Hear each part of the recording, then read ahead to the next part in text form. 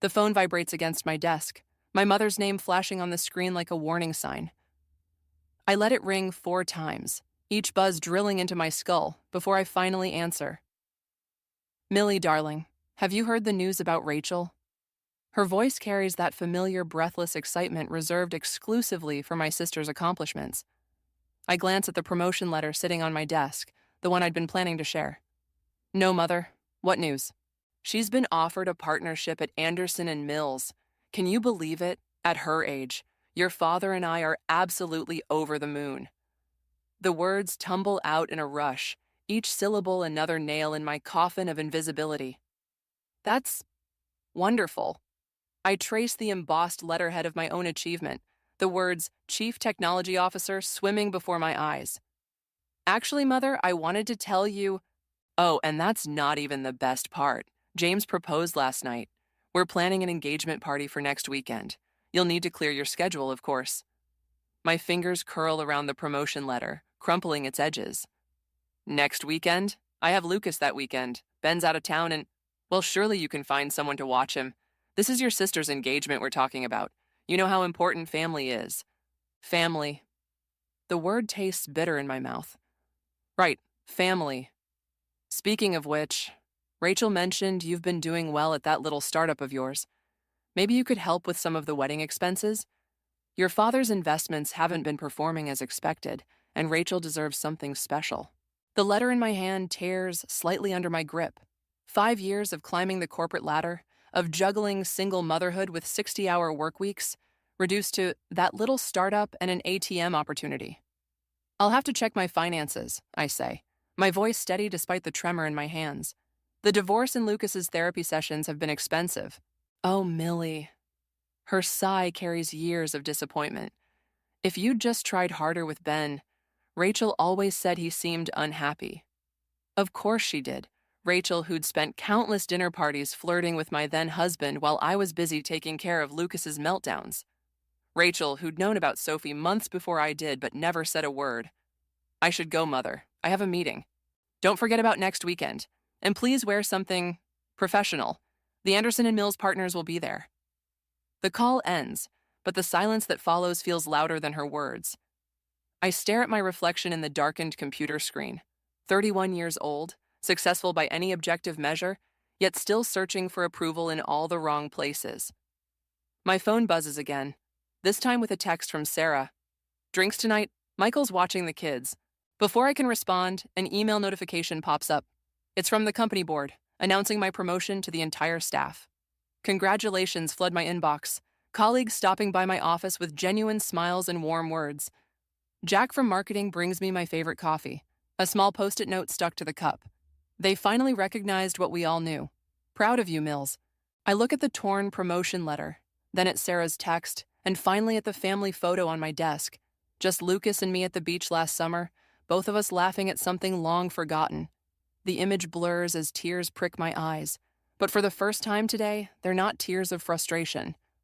I pick up my phone and text Sarah back. Definitely, I have news, and maybe an idea. Because here's the thing about being invisible. No one sees you coming. And after 31 years of playing the overlooked daughter, the forgiving sister, the dutiful ex-wife, maybe it's time to show them exactly who I've become. I smooth out the crumpled promotion letter and pin it to my wall, right next to Lucas's latest artwork. Let them keep underestimating me. Let them think I'm still that malleable, eager-to-please daughter. They'll learn soon enough. The wine glass trembles slightly in Sarah's hand as she processes what I've just told her. We're tucked away in our usual corner of Maxwell's, the Friday night crowd providing perfect cover for conversations better left unheard. $10,000. Sarah's whisper carries equal parts disbelief and outrage. For wedding flowers? That's just the deposit. I take a long sip of my martini. Mother called it a small contribution to Rachel's perfect day. And what did you say? I told her I'd think about it. The olive in my glass becomes suddenly fascinating. What else could I say? Sarah sets her wine down with more force than necessary. How about no? You're still paying off Lucas's occupational therapy, and Ben's child support payments are always late.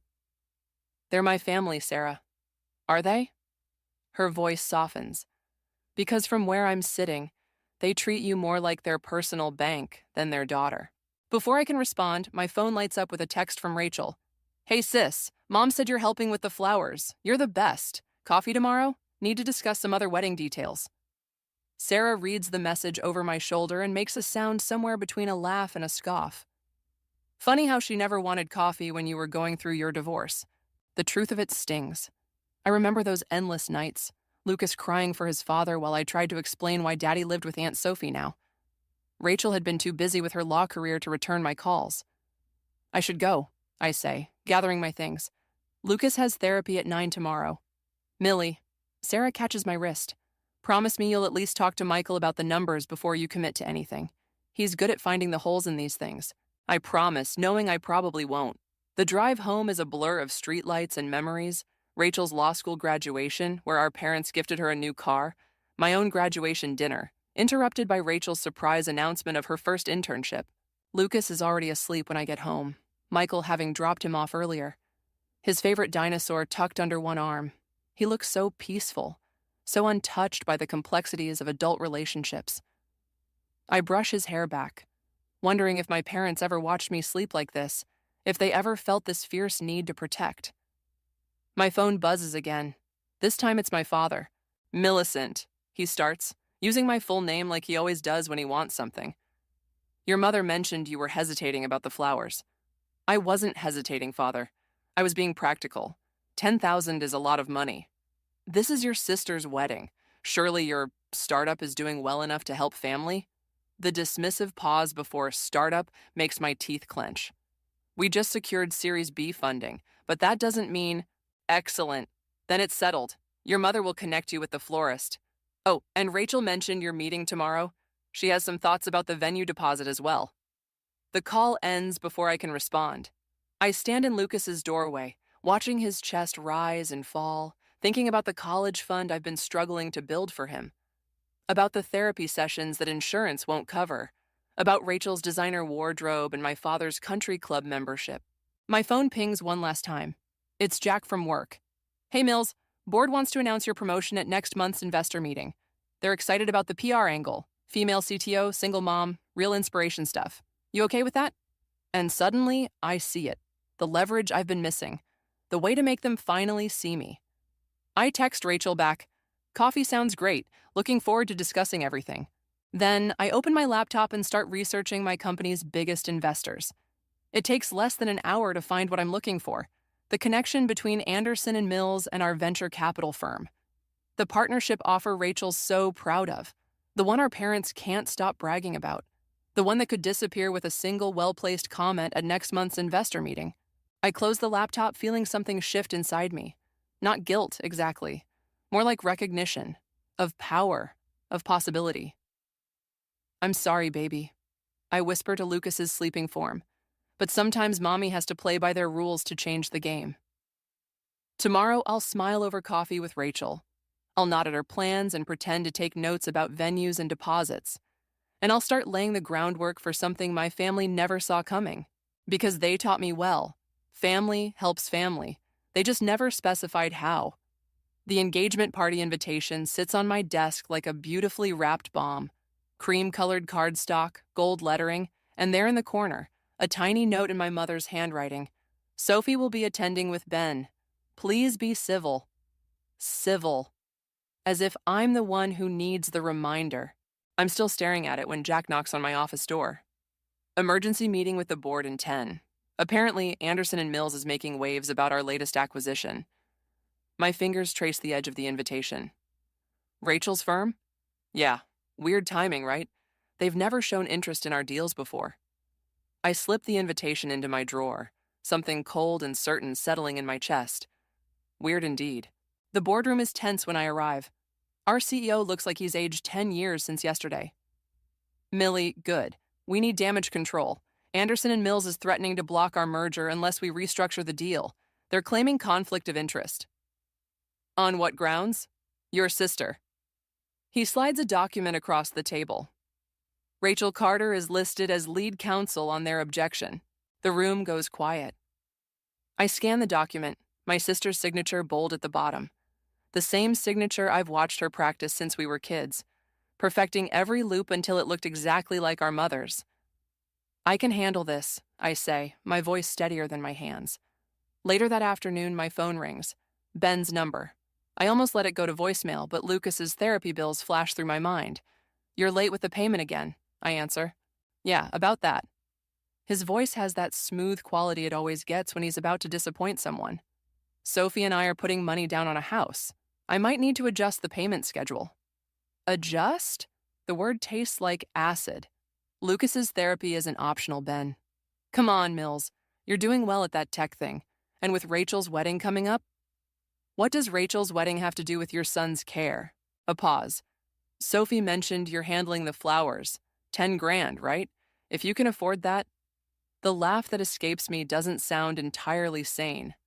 "You're using my sister's wedding flowers to justify shorting your child support?" "Don't be dramatic. I'm just saying—" "No, I'll tell you what I'm saying. You'll make the full payment on time, or I'll have my lawyer contact Anderson and Mills about revisiting the custody arrangement. I'm sure Rachel would love to handle that case too."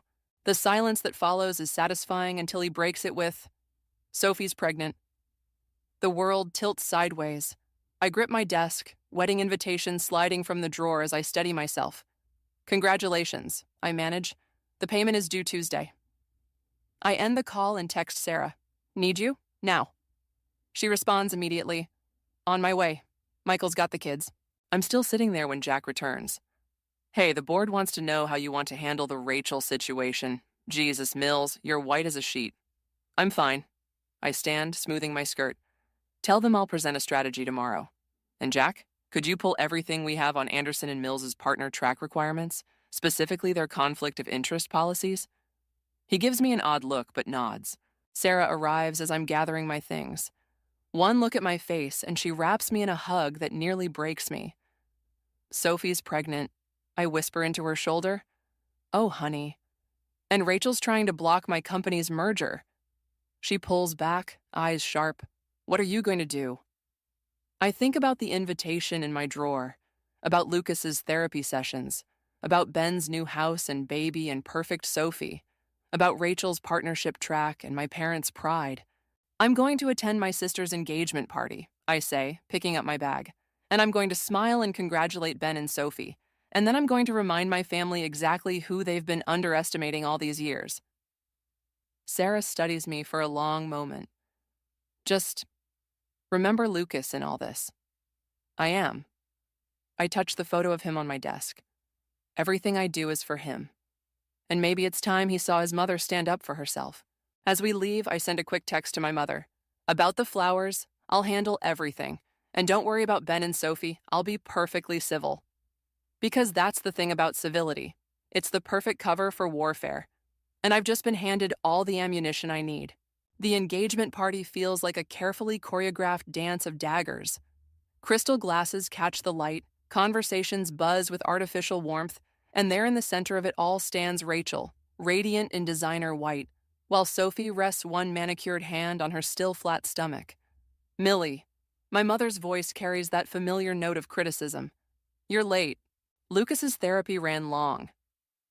I accept a glass of champagne from a passing waiter, noting how my mother's eyes narrow at the mention of her grandson.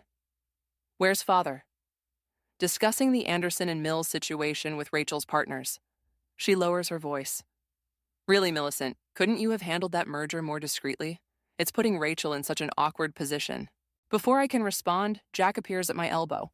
"Sorry to interrupt, Mrs. Carter, but I need to borrow Millie for a moment. Board emergency."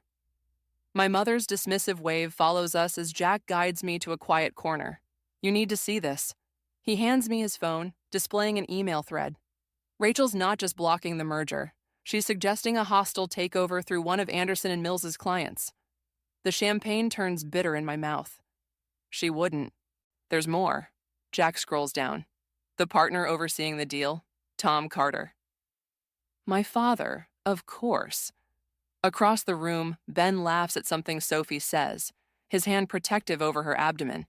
Rachel joins them, all three heads bent together in conspiratorial intimacy. "What's our play?" Jack asks. "Give me an hour." I hand him back his phone. "And Jack? Thank you. For everything." He squeezes my arm before disappearing into the crowd. I find Michael by the bar, his steady presence an anchor in the storm. Where's Sarah? Home with Lucas. He was asking for you. Michael studies my face. What's wrong? I need a favor. I tell him about the takeover attempt, about my father's involvement. Can you look into Anderson and Mills's financials, specifically any connections to Carter family investments? Jesus, Millie. He runs a hand through his hair. This isn't just business anymore. This is your family. They stopped being family the moment I catch myself as Rachel approaches. Millie, I've been looking everywhere for you. Her smile is perfect, practiced. We need to discuss the venue deposit. Mother says you're handling it. Actually, I set down my glass. We need to discuss Anderson and Mills. Her smile flickers. That's just business, sis. Nothing personal. Like Sophie wasn't personal? The words hang between us, sharp and dangerous. Rachel's mask slips just for a moment, revealing something that looks almost like guilt. You don't understand, she whispers. Father's investments. The wedding. We need this deal. And suddenly everything clicks into place. The desperate grab for the merger, the rushed wedding plans, the constant demands for money. My family isn't just greedy, they're drowning. Miss Carter? A young associate appears. Your father needs you both in the study, immediately. The study is father's domain, all leather and mahogany and old money pretense. He stands at his desk, mother perched anxiously nearby. Shut the door, he commands. I do, feeling like I'm 10 years old again, about to be scolded for some imagined slight against Rachel. The merger, he begins, must go through, under our terms. Or what? The words escape before I can stop them. Or this family loses everything. He spreads documents across his desk. Bank statements, investment reports, all bleeding red. Your sister's partnership, the house, your mother's social standing, all of it depends on this deal. And Lucas's trust fund, Rachel adds quietly, the one Ben set up through father's firm. The room spins slightly. You put my son's money into your failing investments? We had no choice, mother interjects. Rachel's wedding, her career trajectory, we had to maintain appearances. I look at them, these people who share my blood but not my values, who gambled with my child's future to maintain their facade of success. I'll have my answer tomorrow, I say, turning to leave. Millicent, father's voice stops me. Remember where your loyalties lie. I think of Lucas, waiting at home with Sarah, of Jack, who believed in me when no one else did, of the life I've built despite them, not because of them. I remember exactly where my loyalties lie, I say, and close the door behind me. In my car, I text Michael, start digging, I want everything. Because some loyalties need to be broken before they break you. Michael's research arrives at 3 a.m, a detailed email that makes my hands shake. I forward it to Jack with 2 words, board meeting. By dawn, I'm in my office, staring at the skyline as the sun bleeds across the horizon. The door opens without a knock. You can't do this, Rachel says, still in her evening wear from whatever society function she's attended. Father will never recover. Like Lucas won't recover from losing his trust fund? I don't turn around. How long have you known about the embezzlement? Her silence is answer enough. Did Sophie know too? Is that why she stayed with Ben after the affair? Because father was funneling company money through his accounts? It's not that simple. Rachel's heels click across the floor. Everything father did, he did for us, for the family name. No. I finally face her. Everything he did for you. And now you want me to save him by tanking my company's merger. We can make it work. She pulls out a folder. I have a proposal if you'll just... Miss Carter? Jack appears in the doorway. The board is ready. Rachel grabs my arm as I pass. Please, don't do this. For a moment, I see past the designer dress and perfect makeup to the little sister who used to crawl into my bed during thunderstorms. Then I remember Lucas's therapy bills, Ben's late payments, my parents' constant dismissal. You should call father, I say. The SEC will be visiting Anderson and Mills this afternoon. The boardroom falls silent as I enter. These people trusted me, promoted me, believed in me when my own family wouldn't. I won't let them down. The merger is compromised. I begin, laying out Michael's findings. Anderson and Mills has been covering illegal transactions through shell companies. My voice catches. I feel Jack's supportive presence beside me. Thomas Carter has been orchestrating it for years. The evidence is irrefutable. Board members exchange glances. My phone buzzes repeatedly. Mother, father, Ben. I ignore them all. We'll need to distance ourselves immediately, our CEO says. Millie, given your connection, I understand. I slide a folder across the table. My resignation, effective immediately. Actually, he shares a look with the other board members. We had something else in mind. Hours later, I pull into Sarah's driveway. Lucas runs out, throwing himself into my arms.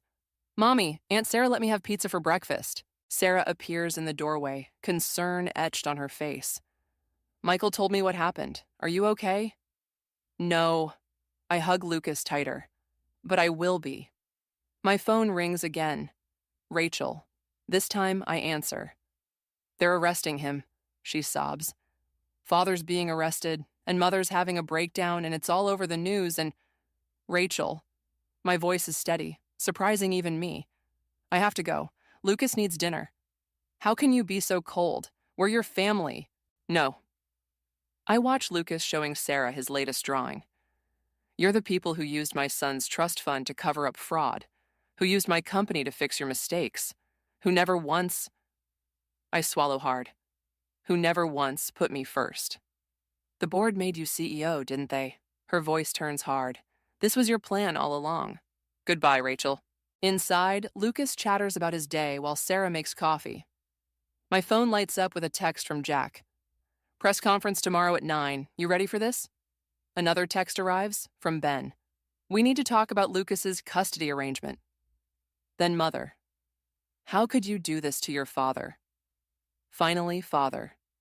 You'll regret this betrayal. I silence my phone and sit at Sarah's kitchen table, watching Lucas color. He looks up, smiling that innocent smile that makes everything worth it. Mommy, are you sad? No, baby. I touch his cheek. I'm just thinking about choices. Like when you choose pizza or hamburgers. Something like that.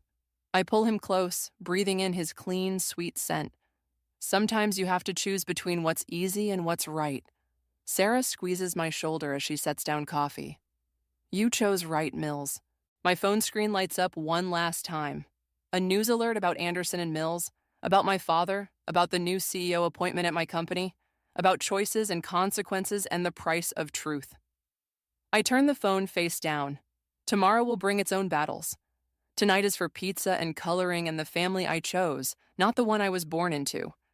Sometimes revenge looks like justice, and sometimes justice looks like walking away.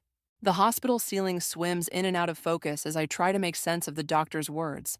Stress-induced collapse, severe exhaustion, mandatory rest. Jack stands in the doorway, his usual confidence replaced by worry. The press conference. Can wait, Sarah interrupts, adjusting my IV. She needs rest. My phone lights up. Rachel's name again. I've lost count of her calls since Father's arrest 3 days ago. The room spins when I try to reach for it. Lucas, I manage to whisper. Who's with Lucas? Michael has him, Sarah assures me. But your parents?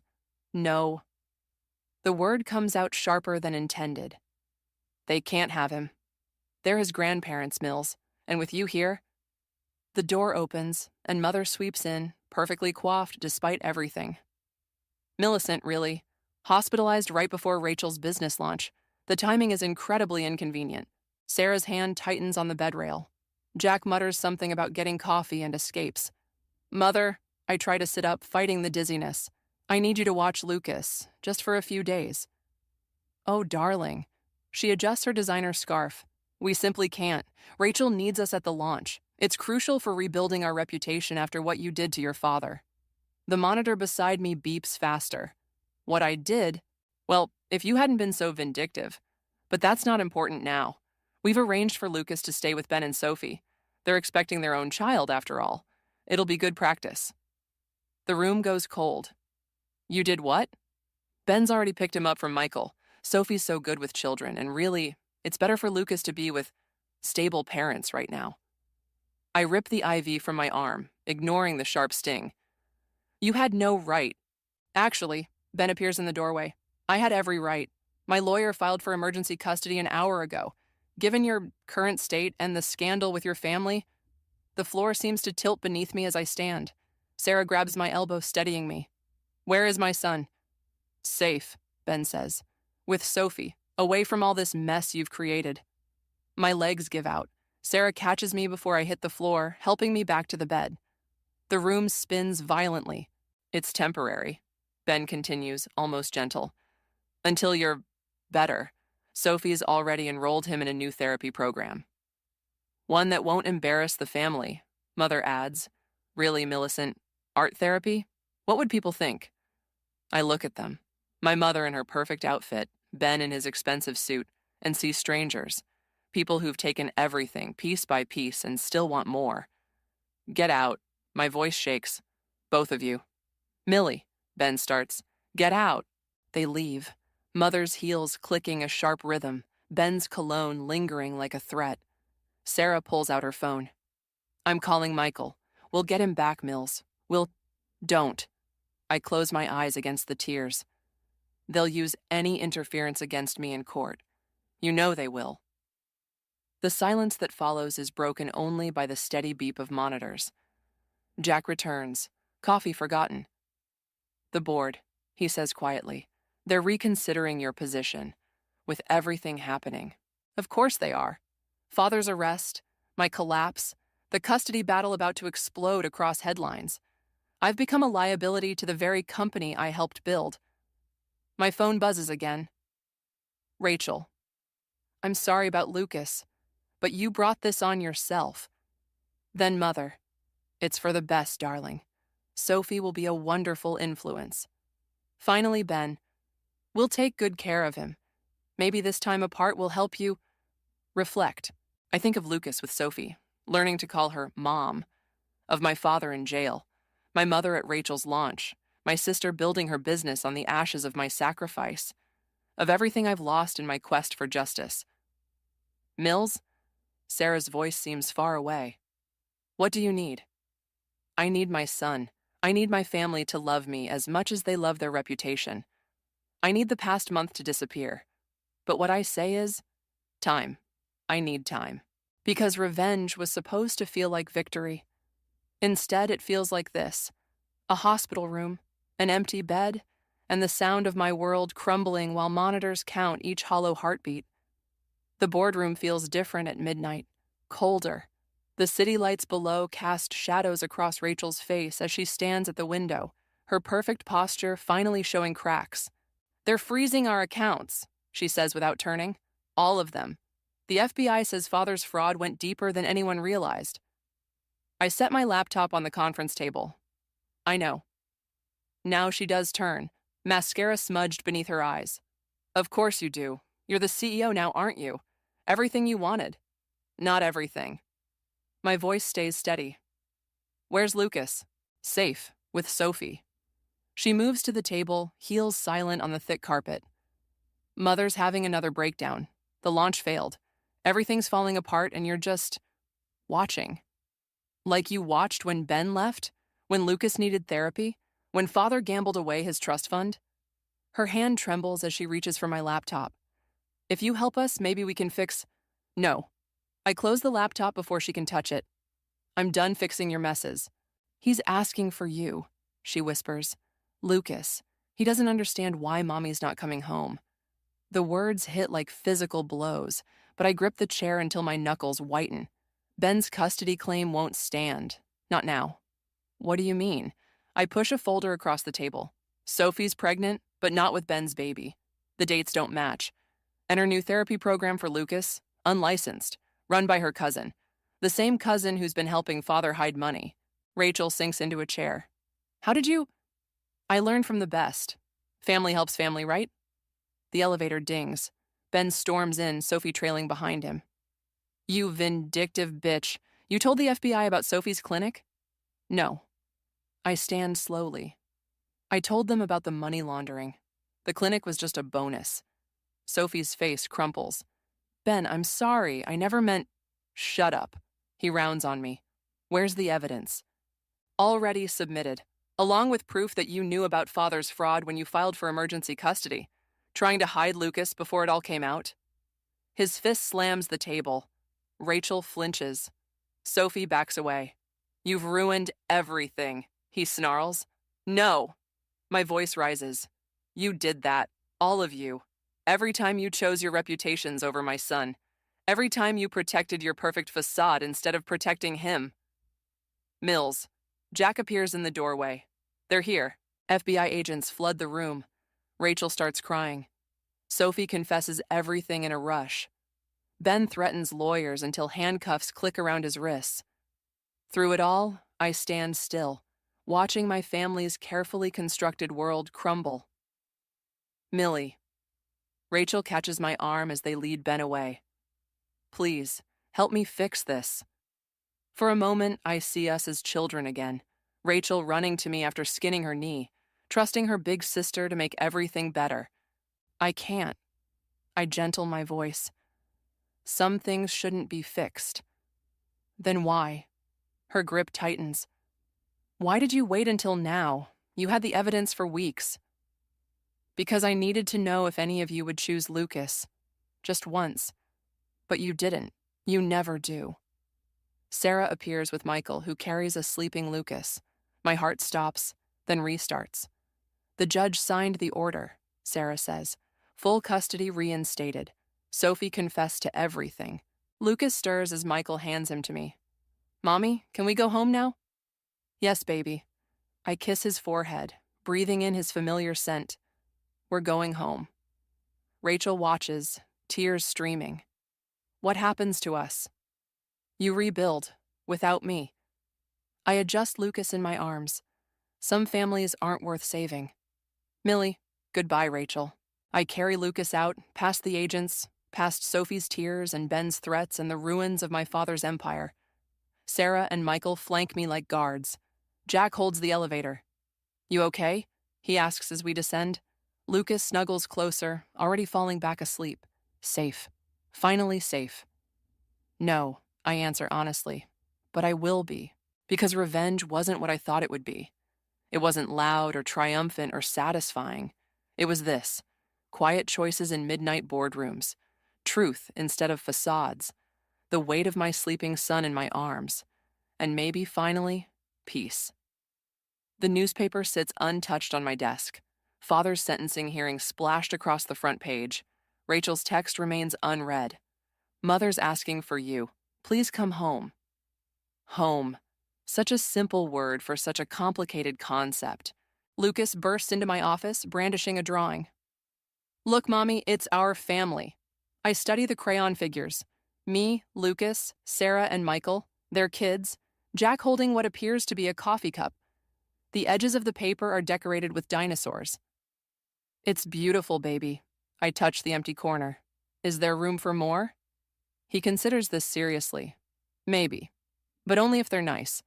Miss Amy says we don't have to keep people who make us sad. Miss Amy, his new therapist, who specializes in art and doesn't care about what society thinks, who sees Lucas's sensitivity as a strength, not an embarrassment. Mills? Jack appears in the doorway. Rachel's here. Lucas grips my hand. Is she nice now? I don't know, baby. I squeeze his fingers. Want to help me find out? He nods solemnly. Rachel stands by the window, thinner than I remember, designer clothes replaced by simple jeans and a sweater.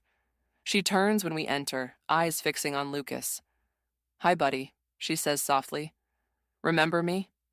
Lucas studies her, head tilted. You made Mommy cry. Rachel flinches. I did. I made a lot of mistakes. Mother's in therapy, she continues, addressing me now. Real therapy, not the kind we used to mock. Father's accepting a plea deal, and She swallows hard. I'm starting over. A small practice, helping families navigate custody battles, trying to prevent what we did to you. We? The word hangs between us. I knew about Sophie's clinic, about Ben's plans for Lucas. I could have stopped it, but I was so angry that you'd succeeded where I'd failed, that you'd built something real while I was still playing the role they chose for me. Lucas tugs my hand. Can I show her my drawing? I nod. He presents it proudly. Rachel traces the crayon figures. It's wonderful. You're very talented. There's room for more, he announces, but only if you're nice. A tear slides down Rachel's cheek. I'd like to try, if your mom lets me. I study my sister, really study her. The perfectionist facade has cracked, revealing something raw and real underneath, something that might, with time and work, become authentic. Sunday dinners, I say finally. At Sarah and Michael's, once a month. We start there. She nods, understanding the terms, the boundaries, the chance that must be earned, not demanded. Can I? She hesitates. Can I hug him? I look at Lucas. He considers, then steps forward, offering a brief embrace before retreating to my side. Thank you, Rachel whispers. After she leaves, Lucas adds a small figure to his drawing's corner. That's Aunt Rachel, he explains, but I used yellow instead of red, because she's trying to be sunny instead of angry. I pin the drawing next to my degrees and awards, evidence of a different kind of success. Sarah texts, monthly dinner still on, Michael's grilling, Jack's bringing that woman from accounting. Lucas requested dinosaur-shaped nuggets. I smile, remembering Mother's horror at chicken nuggets on fine china, at therapy sessions instead of society parties, at a CEO who chooses finger paintings over family legacy. Another text arrives, from Ben's lawyer. Client accepts revised custody agreement. No appeals. Then Rachel. Thank you for the chance. I won't waste it. Finally, a message from an unknown number. Miss you, sis. Sophie. I delete the last one without responding. Some bridges stay burned. Lucas tugs my sleeve. Can we go home now? I want to show Miss Amy my new drawing tomorrow. Yes, baby. I gather my things, leaving the newspaper unread. Let's go home. Because revenge wasn't in the destruction after all. It was in the rebuilding. In choosing which walls to repair and which to leave in ruins. In teaching my son that family isn't about blood or obligation, but about the people who make space in their drawings for you. Even if that space starts small, in the corner, drawn in yellow instead of red.